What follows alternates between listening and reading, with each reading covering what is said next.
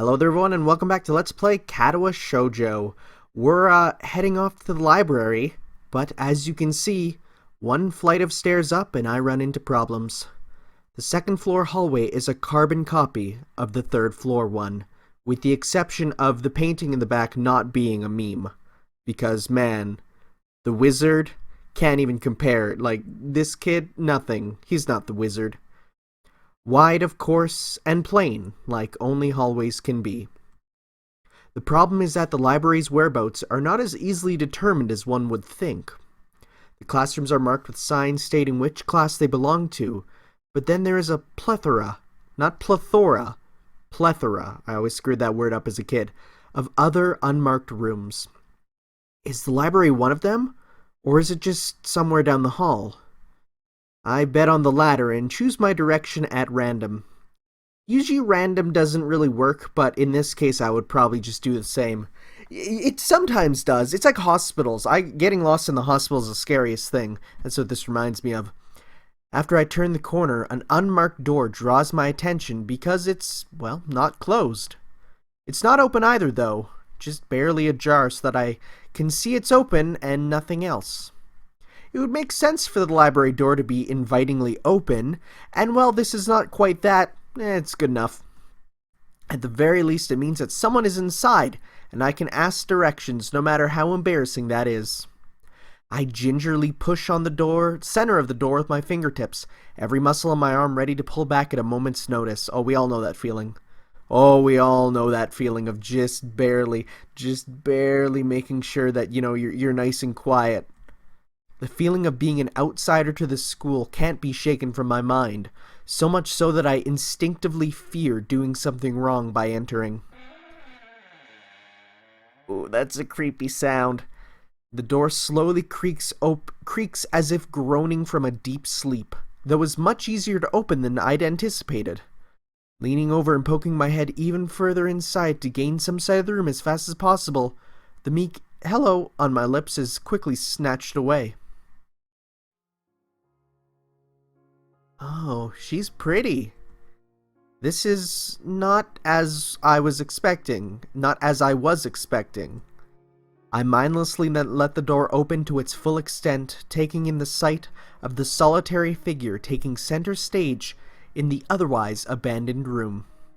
The situation steals my voice, leaving me standing at the doorway staring at the beautiful girl. Evidently, having taken time to assess the situation, the girl gently puts down her teacup and opens her eyes, but doesn't look at me. Hello there, may I help you? Staring directly in front of herself, the movements of her lips seem to break the silence rather than the words. However, it's the soft, measured voice that reminds me she's a being separate from the room itself. Not only is she likely the tallest girl I've ever laid eyes on, but even among the foreigners I've met, she's strikingly distinct. Hi. Sorry for interrupting. I was just kind of lost. She takes a moment to formulate a response before speaking. Every action she takes feels as if it's carefully choreographed beforehand. Care to take a seat? Unexpected, considering that I'm intruding upon her. Thanks.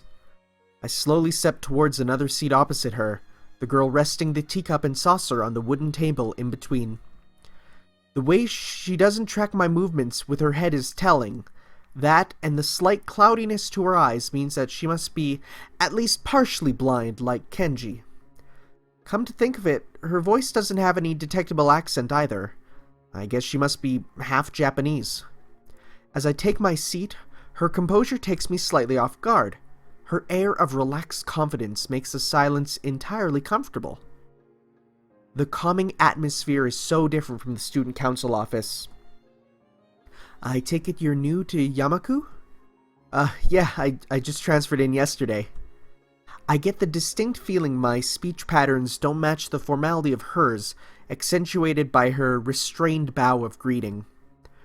One which I hasten to match before realizing the futility of the action. I'm Lily Satao.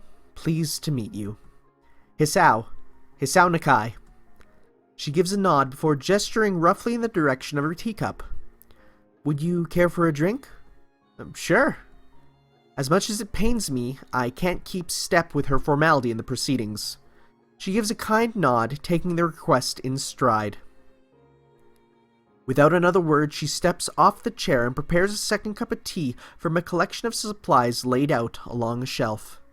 A brush here, a brush there, her left hand often lightly touching the side of whatever container she's pouring. It seems to be a process she's followed dozens of times before. As I lean sideways to see around her back, she seems to use her long, dainty finger to measure the right amount of water in the cup. It's one thing to see the different disabilities the students in my class have, but it's quite another to see how everyone seems to adapt. Shizune and Misha have no problem working together to communicate to me, and Lily seems to have her workarounds for problems I'd never thought of. While I feel slightly guilty about doing her work for her, she seems pleased. Let me try that sentence again. For some reason, it killed me upon halfway reading it.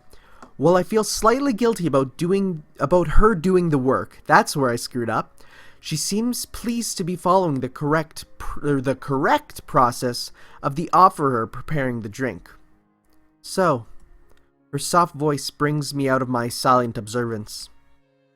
Which room were you looking for? It's not often this classroom is visited after school. The school library. Shizune and some classmates told me it was on this floor. She finishes pouring water into the teacup as she nods, a metallic tapping coming from the teacup indicating it being stirred. I'm aware of Miss Hakamichi, as are most students. To be with them means you're in class 3-3, no? That's right, in the science room with Muto.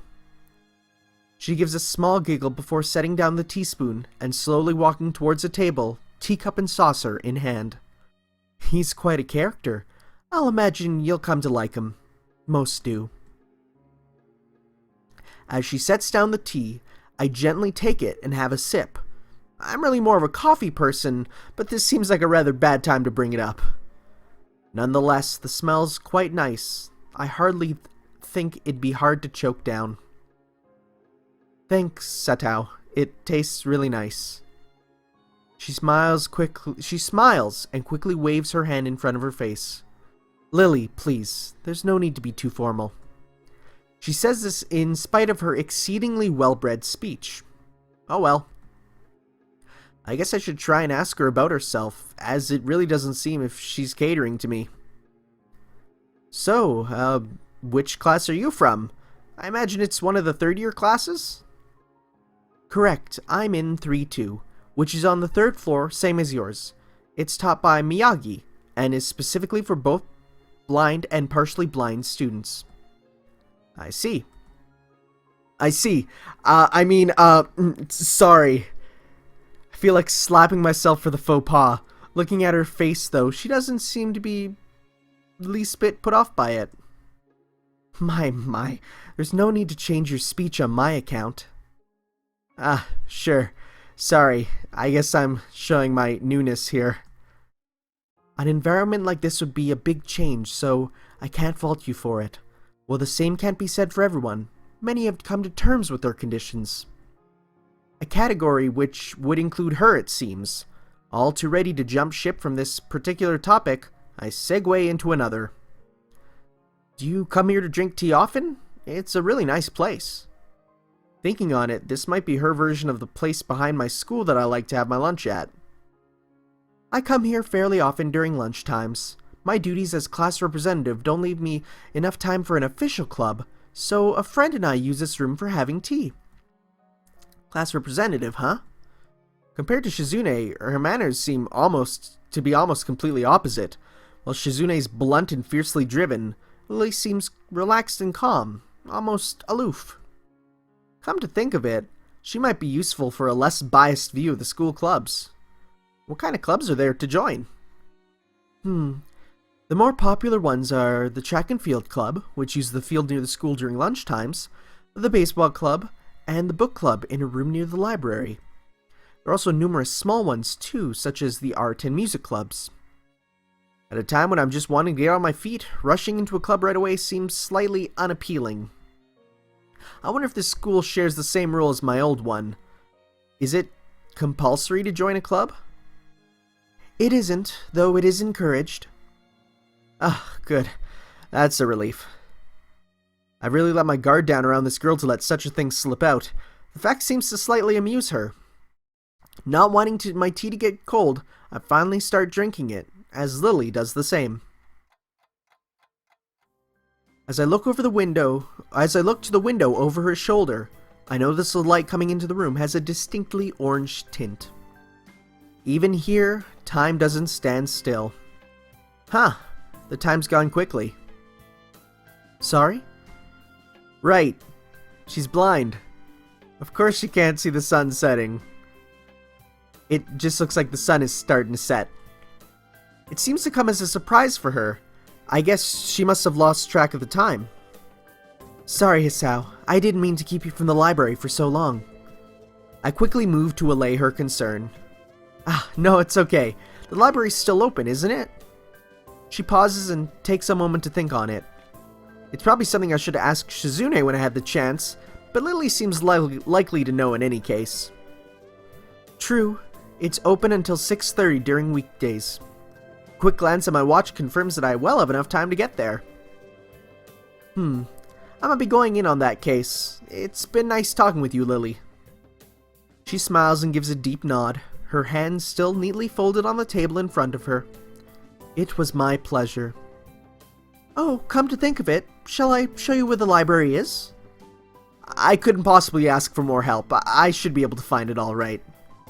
Well, unless my navigation skills fail me, which they seem to have a habit of doing. It's all right.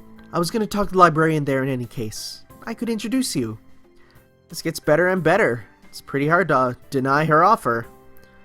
If you're sure, then that'd be great. Thanks. As she stands up to follow me, she takes hold of a straight, retractable cane that had been slipped in the handle of her bag on the floor. Compared to the cane the boy in my class had, Lily's looks much thinner and longer. His must be for support, where Lily's is for navigation. Together we leave the peaceful room and enter the empty hallway on the way to the library. Side by side, my pace carefully slowed to match hers. We slowly walk through the hallway. It doesn't take long for us to arrive at the door to a warm-looking room, apparently situated in the center of the floor rather than either wing. Ladies first. She gives an appreciative smile at the gesture, taking the lead as we file in. To the left is the wooden library counter, with the library proper being on the right. It easily dwarfs my old school's library, with a distinct smell of old books, giving the place an almost old-world air. There doesn't seem to be a lot of students here. Considering the time, it isn't a big surprise. Everyone's probably either in the school grounds or the dorms. Yuko, are you here? She says to thin air since the librarian doesn't seem to be present, and of course, Lily can't see this. What's unexpected is that it draws a reaction. Something from under the counter thuds against it, followed by a quiet wail. Ah! The origin, apparently the librarian, quickly crawls out and bounces up to the extremely rigid attention. Hi, Lily. How can I help you? Her voice is strained in a failing attempt to sound casual as she's rubbing the back of her head. Good afternoon. What happened just now? I heard a strange sound. It's nothing. I just hit my head. See, I dropped an eraser under the desk, and while I was looking for it, a pencil dropped, and while I was looking for both of them, you came and surprised me. Are you all right? I'm sorry, I couldn't know. It's okay. It's okay. Sorry for making you worry. This is nothing. I've had worse happen to me. She's quick to reverse Lily's apology, almost frantically trying to push aside the possibility that she could be in any way inconvenienced by bashing her head on the counter. I guess this is where I should say, I really wish we could have dated this girl. Man, if she was an option, she would have definitely been up there, but I guess it wouldn't be super ethical to have a staff member and a student date. But on the other hand, I just did finish playing High School Romance where, yeah, just go watch that one if you haven't. Whew, two very different approaches to similar games, you know. Yes, worse things have happened. The girl fidgets with her fingers as Lily doesn't seem to drop her concerned expression, and then shuffles some papers around the counter for no reason. A little shorter than Lily, replete with glasses, freckles, and a very troubled look, she seems to fit a library perfectly. Lily, did you get my message? Message, Oh, the 2 imported books that arrived. Right, they finally came. I can't believe it took so long, but... Amidst her celebrations, partially for managing to change the topic I'm sure, she notices me from the corner of her eye and freezes on the spot when she does. Oh, no, I'm sorry for not noticing you before. Did you need to check out a book? Or return one? I'm sorry. The way she can so quickly shift between moods is a little unsettling. He's with me, Yuko. This is Hisao, a new student. Hisao, this is Yuko, the school librarian. Pleased to meet you. Hisao, right. Hisao. Pleased to meet you too, Hisao. For a second, she visibly attempts to engrave the name on her mind so she won't forget. Yuko often arranges to import foreign books in Braille for me. Would you like to tell Hisao a little something about the library? Lily's innocent suggestion is met with an expression of abject terror. Please, Lily, I can't. I don't know what he could be interested in. This is too much responsibility. How it's anyone's responsibility at all, I don't get, but her objection is so sincere that I don't doubt for a second that she would rather disembowel herself on the spot than tell me where the light novels are. But... so there are a lot of books in Braille here. I attempt to save the day by asking the first thing that pops into my head.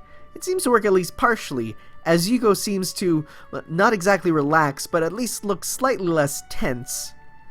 Well, I think about a third or fourth of Yamaku's library is either in Braille or audio. Makes sense, given all the blind students that'd be here.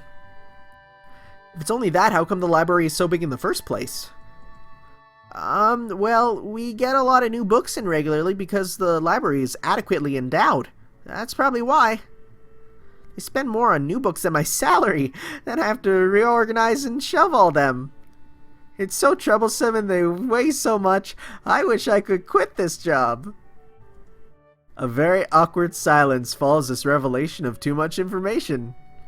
I'll go check the aisles then if you don't mind. It's probably best for all of us if she doesn't keep talking to me. Very well.